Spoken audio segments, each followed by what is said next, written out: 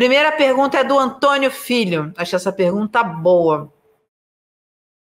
Por conta do meu padrão de vida e de um salário regular, consegui acumular um montante de R$300 mil, que está na poupança.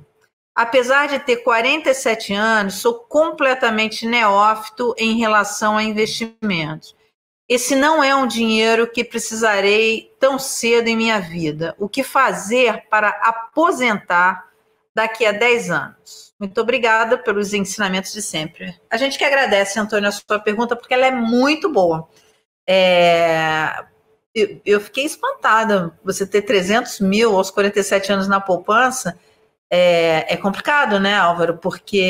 E tem muita gente nessa situação, enfim, com uma quantia relevante, e uma quantia relevante para investimento de médio, e no caso dele, longo prazo, e ainda assim na poupança está perdendo dinheiro, né, Álvaro? Mara, a gente encontra ainda muitas pessoas com essa situação, como a do Antônio. Eu acho que o medo e o fato da poupança ser um produto uniforme em qualquer instituição financeira que ele busque, acaba dando esse conforto. Mas quando a gente olha um horizonte de 10 anos, fora o tempo que ele já acumulou, esses R$300 mil, o maior risco que existe no longo prazo é você perder poder de compra. E a poupança aponta para isso. Então, ele tem que, de uma forma bem rápida, buscar um investimento que não precisa ser um investimento de risco nesse horizonte de 10 anos, mas se adeque a essa principal, vamos dizer, esse principal risco, que ele é o de perder o poder de compra. Então, acho que é muito importante, não só para esse estoque que ele tem, os R$300 mil, e aí criar uma estratégia nesses 10 anos que ele tem até se aposentar. Como ele falou que tem um salário regular, ele pode criar alguma estratégia de investimento que envolva risco para esse fluxo que ele tem. Agora, mesmo se ele... Outro ponto que eu acho interessante, Álvaro, é o seguinte... você falou, é fácil, a poupança é fácil de entender e tal. Agora, tem dois pontos que podem ter levado ele a fazer esse investimento e que ele talvez esteja equivocado. Primeiro é o seguinte, muita gente ainda acha que a poupança é garantida pelo Tesouro, pelo governo, e não é. A poupança não tem nenhuma garantia do governo.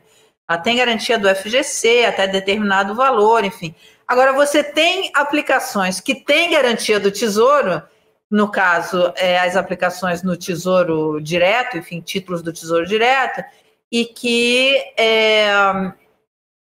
as pessoas não sabem. Enfim, essa sim tem a garantia do Tesouro. Quando você compra papel de Tesouro, você tem a garantia do Tesouro. A poupança não tem. Outra coisa, você colocou muito bem a questão do poder de compra, de perder o poder de compra. No Tesouro você tem títulos IPCA+, ou seja, que protege da inflação. E o terceiro ponto é a questão fiscal da poupança. E aí sim, a poupança você não paga imposto. Mas hoje você tem alternativas também com isenção de imposto de renda, não tem, Álvaro? Tem, ele pode compor, né, como você bem colocou, em papéis que também são protegidos com a garantia do FGC, como você colocou a poupança, tem títulos isentos emitidos por bancos, e ele também vai ter essa garantia do fundo garantidor dentro dos limites estabelecidos, e ele pode, nessas modalidades, inclusive buscar papéis também indexados ao IPCA.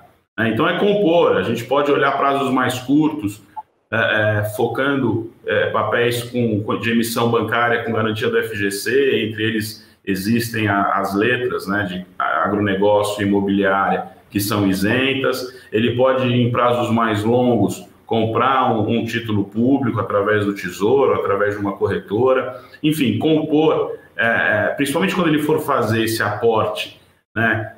Imagina que ele montou essa carteira na poupança, esse volume na poupança, ao longo de um tempo com pequenos aportes. Hoje ele fazendo essa migração, até é um momento em que os juros estão altos, então dependendo da decisão de investimento, é um momento bom, né?